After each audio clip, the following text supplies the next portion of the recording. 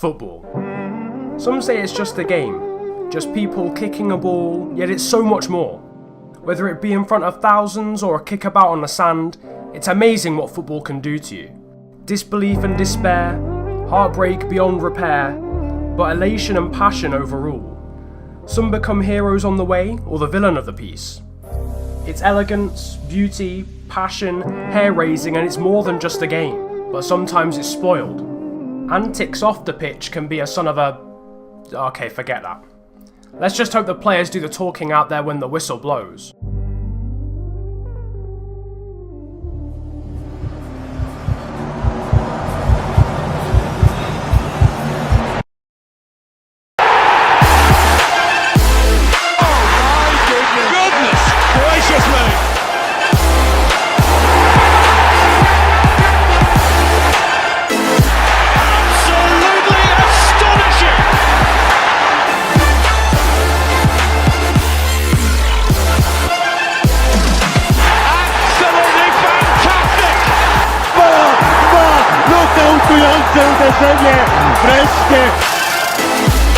Oh, great work by the keeper.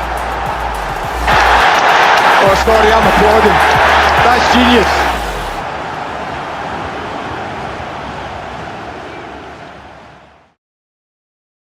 Hello there guys and welcome, it is Niren here and today it is time for me to bring you episode number 1 of our FIFA 17 career mode here with Hull City. Finally, the first episode of this new series is out. I hope the hype is very much real for this one. Getting into the first episode, obviously I got you guys to give me some transfer suggestions in the episode 0 that we had yesterday, and you guys went absolutely ham with suggestions. I've got a load of them on the shortlist, you'll see that a little bit later on. But today we are of course starting this new series with Hull City, and it's going to be an adventure. We haven't got too much money, though you guys did say that I should do the 60% budget increase, so we have got a little bit more money. I think you'll see a little bit later on we've got about £31 million. Hope you guys liked the intro at the start of the episode as well. It took a long time to make that one, but the first thing we've got to do as the new Hull City manager is organise some pre-season friendlies in the shape of a tournament, and we've got 3 choices. The first one on the left hand side is definitely out of the question because it's got Ajax and Feyenoord in it. The middle one seemed pretty attractive. There weren't many amazing teams in that one, so I think we decided to go with that one in the end, the one in the middle. And you can see now in the background the objectives from the board and their vision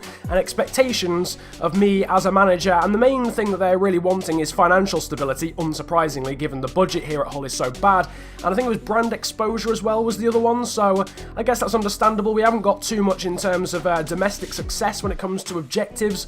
The board really aren't expecting all that much of it like from us when it comes to that, but obviously financial is on a 1, and that is critical. You can see the nitty gritty when it comes to the objectives for financial. We've got to make sure that we do that because it's of critical priority.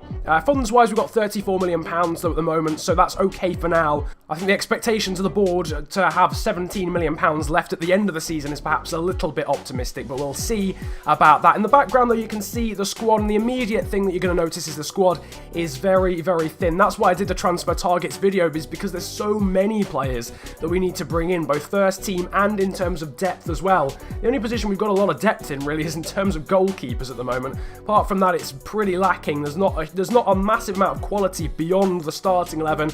I am looking forward to using the likes of Snodgrass, Henriksen, Abel Hernandez as well. I think they'll be key staples and features within the starting 11, certainly for this first season. Apart from that though, we're going to work around them and try and bring in some new players. You can see this is the formation, the squad that we're rolling with at the moment. You can see Marshall in goal, El Mohammadi at right back with Dawson Davies and Robertson in the defence. It's a 4-3-3 formation basically. Klukas / Maloney at left wing, Hernandez definitely at striker, Snodgrass definitely a right winger, and we've got an attacking mid, so it's a 4-3-3 attacking with Marcus Henriksen in that number 10 role. In the background though, it's time to move on to transfer activity because there's a whole lot of that coming this series and in this transfer window. You can see the players that are up for sale, a few goalkeepers, Mbakani, Alex Bruce, and one of the younger players who's never going to reach a decent potential or overall.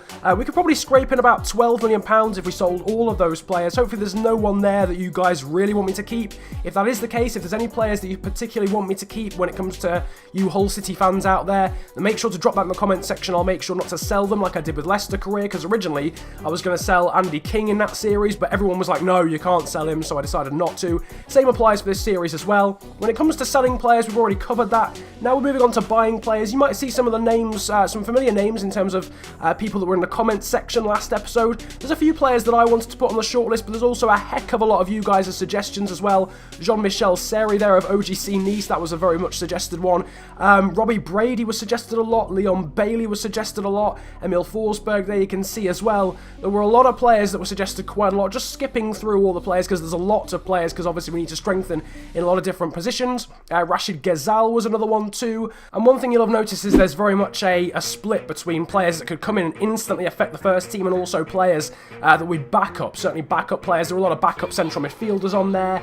You know, a few fullbacks that maybe wouldn't get into the first team because El Mohammadi would be there. Talking of El Mohammadi, he's actually scored in our first pre-season game of the season. We're against Frankfurt, but unfortunately we didn't hold on to that 1-0 win. We end up drawing 1-1, so it's 1 point from our first game. And FC Nantes actually managed to beat Spartak Moscow 3-0 in the other game. So we're definitely not underestimating the French team as we now go into the second friendly of this pre-season tournament. It's 0-0 on the first half. We get a bit of a reprieve actually because their striker, or no, their left back I think, misses a penalty into the dying embers of the game, and Ryan Mason actually manages to score with just 12 minutes of the game to go. So we actually win the second pre-season friendly or of this tournament. So basically at this point all we have to do is actually draw this game and we'll go through to the semi-finals of the pre-season tournament. We've got a very good start already. A 4th minute goal from Andrew Robertson, the left back, and then in the 54th minute we double our lead thanks to Abel Hernandez. So it's looking pretty good. It looks like we're going to qualify for the semi-finals, I think in first place in our little group as well. Frankfurt also joining us from our group in the semi-finals, and you can see that adventure in the European International Cup so far has earned us £1.1 million in additional transfer budget, and we're going to need all the money we can get realistically. Because we have got a little bit more due to that perk at the start of the career mode with a 60% transfer increase or transfer budget increase, but it's still pretty minimal in comparison to the amount of players, the sheer amount of players that we've got to bring in. We of course are going to make a little bit of profit when it comes to selling players, and talking to selling players, we've got a bid here for David Milo, who's not actually up for sale, but Atalanta of the Serie A League or the Italian League wanted to come in and buy him, so we counter-offered for £3.5 million. They put in a £2.2 million bid straight away. He's 72 overall, 27 years of age, not exactly someone I was intending to sell, but he probably won't have a massive influence on the squad at any point during the series. Also loaning out a few players there. Daniel Batty, you can see on the screen, going to Derry City on a 1-year loan, and there was someone else a moment ago that went out on loan as well. Atalanta actually came back and said they were willing to match that valuation for David Milo of £3.5 million. I realise Milo is a sort of semi-fan favourite, I think. I don't know much about the whole squad or how the fans feel about each player, but it seemed like decent money. We're not really going to use him that much, and we could certainly buy someone else for £3.5 million. We'll have to see how those negotiations go after the semi-final of the pre-season tournament. We're actually leading Gingham after 13 minutes. Dawson giving us the lead. We then doubled our lead thanks to Ryan Mason, who scored again, second time. We did actually concede in the last 4 minutes, but we did win the game 2-1, which means we're into the final of the pre-season tournament, and we've earned £2.5 million on top of what we earned earlier towards the transfer budget. So it's looking pretty good now in terms of transfer budget, a little bit better than it was at the start. You can see there in the background that David Milo doesn't want to go to Atalanta. The transfer talks have broken down, so Milo will be remaining a whole player for now. He's not exactly someone that we're wanting to sell, but the bid came in. We thought we might as well, go and counter-offer it. And unfortunately he doesn't want to go to Italy, so he's still a whole player for now. Players that we're wanting to become whole players include Rashid Ghezal. We're going to think of getting a winger now, because I feel as if a left winger is the position that we need the most. Like, we don't have any good left wingers at all. Sam Klukas is good in real life, but he's terrible in the game, so we need someone who's at least like 74 overall. The first person we're looking at is Rashid Ghezal, that was suggested in the comment section. We're also looking at Robbie Brady. He was perhaps the most suggested player in the entire comment section. I've got about 20 comments asking me to bring Robbie Brady back. We've also got Leon Bailey as well, the young Jamaican winger from Genk in the Belgian league, making a £5 million bid for him. You'll have seen all the bids and the amount that we offered for all of the players already. And the fourth and final winger that we're offering for when it comes to a left winger, because obviously we've got a right winger in Snodgrass. Any of these wingers can play on the left-hand side realistically, so it's not too bad. We're making a £5 million bid for the Kosovan winger Milot Rashica from Vitesse Arnhem in the Dutch league, so we'll have to see how those bids go. They all seem like good players. They're They're all suggested to me in the comment section, and later on I'll give you guys the choice to vote between the ones that are left after we've made some bids for them. Now though, it is time for the final of the pre-season tournament against Frankfurt, a team we've already played. They were in our group and now we meet them again in the final. You can see the squad that we're rolling with for this first played game of the entire series. I just thought I'd play it, get a little bit of a grip on the game. It's the first time I've played FIFA 17, so this is my first ever game on this actual, on FIFA 17. You saw the squad a moment ago, Jakupovic in the side, Sam Klukas as well. Apart from that, is basically the squad that you would expect. Frankfurt though getting the first chance of the game, and Haris Seferovic is actually clean through on goal, and Seferovic has scored straight away, and it is an awful start to our managerial career in terms of played games, because Frankfurt have taken the lead and it's a simple 1-2. Curtis Davies just jogging back, no real urgency unfortunately from the centre-back, and we're down 1-0 already. I mean, centre-back may be a position that we think about strengthening, not just yet though. Abel Hernandez though is thinking of getting a goal straight away, and he has done so just 4 minutes after we went behind. The Uruguayan striker has got a goal back for us, cutting inside from the right-hand side, going past the Frankfurt defender pretty easily. Poor defending really leading to both of the goals so far in this one. Abel Hernandez blasts the ball past Radetzky in the Frankfurt net to make it 1-1. Bamber Anderson was trying to close him down, but didn't do so. And it's a good goal in the end from Abel Hernandez, who scores our first played game goal of this series. We've got the ball again though, thanks to Sam Klukas. Lovely interception from him. Passes it to Henriksen, then Hernandez. We've got Ryan Mason on the overlap, and it's a great ball into the box, but no one was there. It was just behind Robert Snodgrass, unfortunately. Right on the edge of half-time. Some lovely passing here, and it's led to Abel Hernandez being free in the area, but it's a good save from Radetzky, and he manages to get the follow-up and manages to pick the ball up, but unfortunately not scoring there right at the end of the first half. Very good chance. Now into the second half, and Dawson with the header. It's cleared off the line from the corner, and obviously near post corner seems to be pretty overpowered on this game so far. Trying it there, but it didn't quite work. Into the 66th minute though, and we have been gifted a chance to take the lead by the Frankfurt defender going in. It's Abraham, who's gone in just a little bit prematurely and taken down Abel Hernandez, who will dust himself down. This is my first penalty on FIFA 17, and it has gone in. I've never even used that penalty system. I didn't even do a penalty on the demo, so this was a complete learning curve for me. But Abel Hernandez gives us the lead, and it's 2-1 after 67 minutes, and we are now in the driving seat for actually winning this entire tournament. Into the 78th minute, and Diamande, who's on off the bench with the shot there, is a bit of a snapshot really and goes wide in the end. Frankfurt though throwing players forward right at the end of the game, and it's found a winger there in the box, and Frankfurt have broken whole hearts with 3 minutes to go. I don't know who scored it, to be honest with you. I don't know the Frankfurt roster very well, but it's a good goal. It's pretty poor defensively again. Davies and Dawson going for the same ball, the same aerial challenge, and it led to a Frankfurt winger or attacker being free in the area. It was actually this guy, Hushti, who's taken the first penalty of the penalty shootout, and he blasts it down the middle. Now it's time for Abel Hernandez, but it's saved. It's an awful penalty from Abel Hernandez. Frankfurt then scored their second penalty. Now it's time for Marcus Henriksen, who blasts it down the middle, but it hits the crossbar,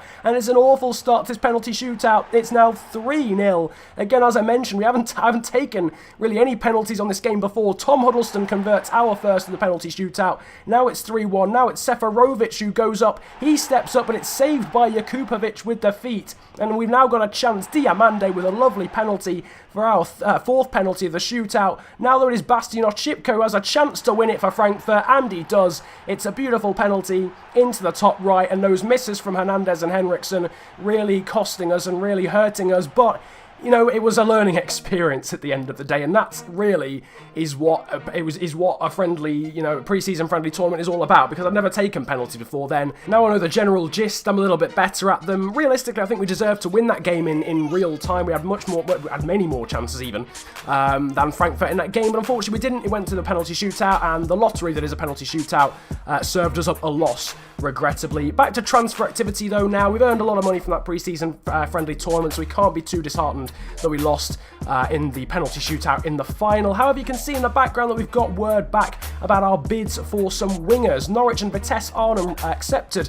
our bids for Robbie Brady and Milot Rashica respectively. However, Lyon rejected our bid for Rashid Ghazal, and we also had a rejection from Genk about Leon Bailey, so we're putting in a better bid for Ghazal of £4.8 million, and also raising our game when it comes to Leon Bailey. We're making a bid of £6 million. Again, I will ask you guys to vote on which winger you would like me to sign a little bit later on in the episode. But now we're moving on to a second signing in this episode, and we're looking at a defensive midfielder slash central midfielder, a bit of a depth player. We've already got two decent central midfielders in Huddleston and Livermore. Don't feel as if we need to strengthen that much in that position. I'm not entirely sure, certainly not for now anyway.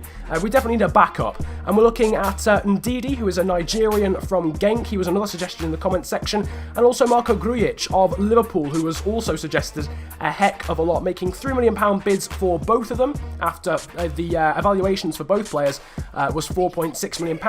Unfortunately, both of those bids were rejected, so he made a better bid for both of the players, £3.5 million for Onyinye and Ndidi of Nigeria and Genk in the Belgian league, and then also making a £3.5 million bid for Marko Grujic of Liverpool. We'll see if we can get either of those at the end of the episode. Moving back though to wingers, and you can see on the screen that both Lyon and Genk accepted our bids for Rashid Ghazal and Leon Bailey respectively. So Leon Bailey's bid being £6 million, I think the bid for Ghazal was 4.8, which is an absolute steal given that he's 77 overall, but unfortunately we were beaten to that steal by Fiorentina, because before we could even make a contract bid for Ghazal, he had signed for the Italian side, so Ghazal is now out of the running to be bought, which is a massive shame because I really wanted to get him and he seemed like the best value for money, being 77 overall and only £4.8 million would have been an absolute steal, but unfortunately Fiorentina beat us to him and Ghazal is off to Serie A, the Italian league, instead of joining Hull. But you can see Robbie Brady there, we're making a contract offer for him, 40k, important first team player and 3-year contract length. Also making a contract offer for Milot Rashica, obviously Norwich and Vitesse accepted our bid straight away for Brady and Rashica respectively, so now we're making contract offers for both of them. 15k a week there for Rashica, and also now making a contract bid for Leon Bailey, who hasn't signed for another team like Rashid Ghazal did. And now what I want you guys to do, basically there will be a vote in the top right of the screen. You guys can click on it and you guys can directly decide which player I sign. It's between these three. It's Robbie Brady, it's Milot Rashica, and it's Leon Bailey. Now I want you guys to take into account the price that they are in terms of transfer budget, the wage that they are, the overall that they are right now, and also their age and potential. You know, I know Brady was suggested a lot, but at the end of the day he probably has the least potential, but he's the highest rated right now and he costs a little bit less than Leon Bailey. So I want you guys to take all of those parameters into consideration and then vote in the top right of the screen. You'll see a little poll and you guys can click on the dot that represents the player that you want me to sign. So it's either Bailey, it's either Rashica, or of course it is the man that was suggested to me ridiculously largely in the comment section last time, Robbie Brady. Those are your three choices for wingers. We though, however, are going to complete a signing this episode, and it's going to be a central midfielder. We're making a contract offer here for Onyinye and Ndidi of Genk, because it's a backup player. I didn't feel as if I really needed to ask you guys permission. He was someone that was suggested massively in the comment section anyway.